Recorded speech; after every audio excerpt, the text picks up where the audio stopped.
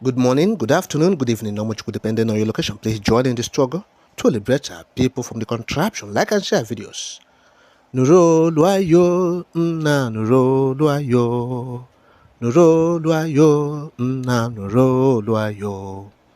Ọ dịghị mgbe ike mmadụ ga-akarị ike Chukwu. Ọ dịghị mgbe ike Naịjirịa ga-akarị ike Biafra. Nna nuro, onye kere ụwa nuro luayo. Nna nuro, Olisa bi n'igwe nụrụ akwa yo. Now, the news updates. Yeah, for the records, a lot of people have called me. Some have sent me messages asking me to explain what we mean when we say Simon Ekpa is on the verge of release. Yeah, and some have said you guys seem to be counting down. I mean, today we hear he's coming out in 10 days' time. Another time we say in the next 8 days. We say why, what's happening? Yeah, the truth of the matter is, is because of the fact that our Simon Ekpa's lawyer, entered a bail application on the 26th of June. Yes, and yes, on the 26th of June, he entered a bail application for our prime minister because, of course, the Finnish authorities could not determine, could not confirm, and could not find any further excuses for interrogating him or for trying him. Because, of course, Simon has vigorously, intensely, and assiduously defended everything they asked him. I mean, all the so-called, accusations and counter-accusations, both from the Finnish authorities and from their Nigerian counterpart, who have continued to, uh, delege Finland with so many accusations against our prime minister.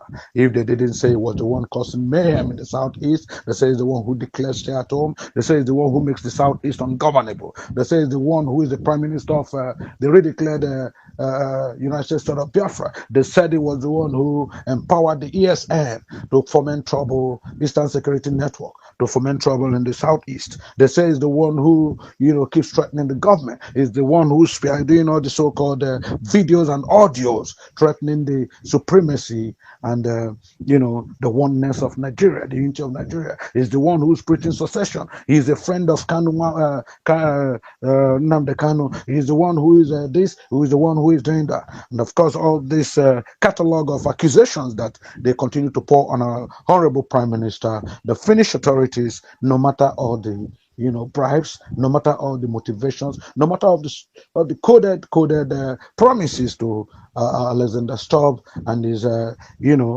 coterie of foreign affairs ministers.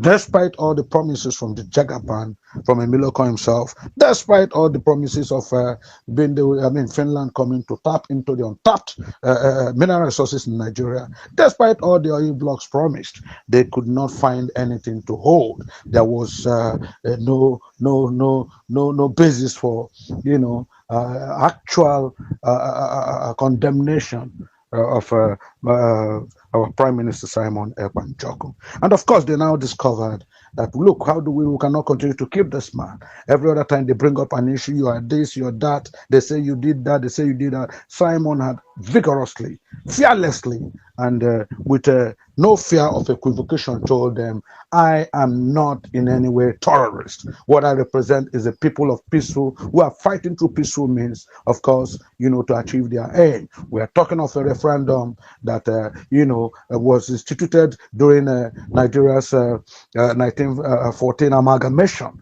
by way back then, Lord Frederick Lugard. And of course, what was decided at that point is when they amalgamate Nigeria, and if in 100 years' time, the amalgamation seems not to be working, any region seems not to want to be part of it anymore, and any region decides to go their way, showing that the amalgamation did not, come as expected. That region is free to go after 100 years. And ladies and gentlemen, as of 2014, it was 100 years of the amalgamation by Lord Lugard.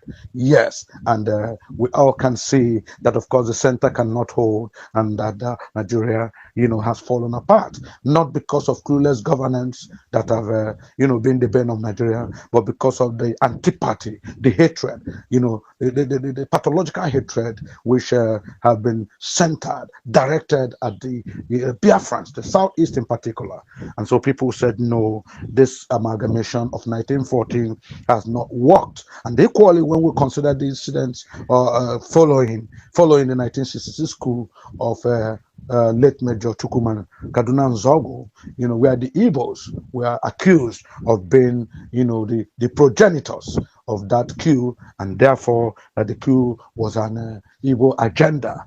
Of course, that coup will know ended the life of the Premier of the Northern Region, Sir Ahmadu Bello, and then Prime Minister of Nigeria, Tafawa Balewa, and so many other people. But of course, the northern element, the northern region felt the Igbos masterminded, they accused the Igbos, and of course, a pogrom, a genocide was declared on the Igbos, beginning from the north down to the southwest, down to all the regions, until finally, the head of state then, General Yakubu Gowon, declared a full-fledged civil war against the Biafrans. Of course, we all know what happened between 1966, 67, 68, 69, 70. Yes, when that war finally ended, we saw how, the Southeast, the Biafrans were almost eliminated to zero. We saw how a genocide was proclaimed against the Biafrans. We saw how, it seemed like it was a proclamation of jihad against Biafra and the Igbos. Of course, the Biafrans lost over 4 million people, including children who died because of malnutrition, including adults who died because they had no access to medication. So, ladies and gentlemen, ever since then, even after the war, which was declared as no victor, no vanquish, which the then head of state, General Yakubu Gowon, came out and said, look, Igbos, come back. We'll reintegrate you. We'll rehabilitate you. And we'll construct the destroyed, buildings, destroy the structures. We'll destroy the paraphernalia. Come back and join us. But of course, we now saw from day one, even that so-called invitation to come back, no victor, no vanquish, was mere political slogan. Yes, that was what it was. Because the first thing General Yakubu did, after taking his advice from his financial minister then, Chief Obafemi Awolowo, the first thing he did was another undercut in boxing arena. He gave a final blow, another undercut to the Biafrans, because of course, no matter how much you had in the bank, no matter what enormous resources you had, they were the Biafrans who had a bank account. The Biafrans, get my point here, the Biafrans who had the bank account were the ones who were giving with a paltry 20 pounds. If you didn't have a bank account and you didn't have any evidence that you had money anywhere, of course they let you out to die. Yes, you're on your own. But those who had an account, those who probably were working in ministries, were working in government parastatals, were working in companies or anything, who had fled because of the civil war, were asked to show their bank deposits, and of course they were giving a paltry 20 pounds. Ladies and gentlemen, unfortunately, despite this, very, very, undue and shady treatment, very unbecoming treatment, to the Igbos, to the Biafrans, the shortchanging of the Biafrans after the slogan by the head of state there, General Yakubu Gowon, no victor, no vanquished. These people came out of the Biafran war and they were treated like a subhuman species. They were marginalized. They were treated as a defeated people. They were made to suffer. Every effort they made, they needed to suffer. They needed to go an extra mile to survive in the so-called country called Nigeria. I mean, a country where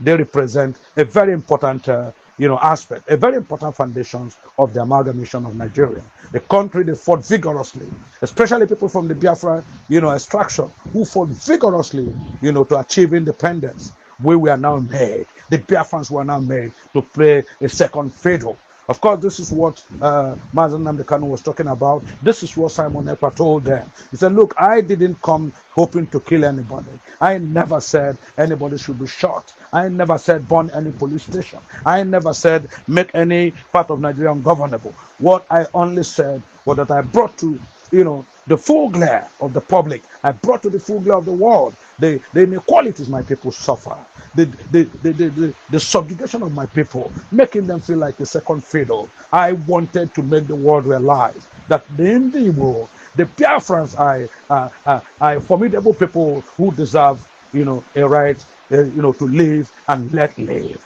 We wanted to bring to the fore. That's what I represent in the United States of Biafra. We wanted to bring to the fore the human treatments, the several multiple taxations, the deliberate effort by the Nigerian people to subjugate Biafrans. We wanted people to know that if you don't want Biafrans to coexist with other Nigerians, if you don't want them to achieve like every other person, if you don't want them to develop their regions like any other person, if you don't want them to assume political positions like any other group, like the Yorubas, like the Hausas, then let them go. Because of course, Simon Ekpa told them in the Finnish call, how can you look at the situation? We have three regions, three major regions: the north, the southwest, and the south. Of course, the south, south, and all these minority regions are there.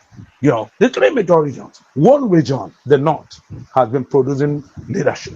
They have been enjoying political patronage. They have been having all the political leadership back to back several years since independence. Beginning, of course, with the late Prime Minister Tafa Balewa. It has been a consistent, it has consistently gone to the north. This one goes, this one comes, this one goes, and when a little effort wants to come towards the southeast or any other region, the northern elements in the Nigerian army will cause a queue. They will bring up a queue, and of course they continue. One Hausa man, one Fulani man, one Nathan man to the other. My people, don't hear them now. What do you make of it? Drop your comments. But remember, it's Biafra or nothing. Bye for now.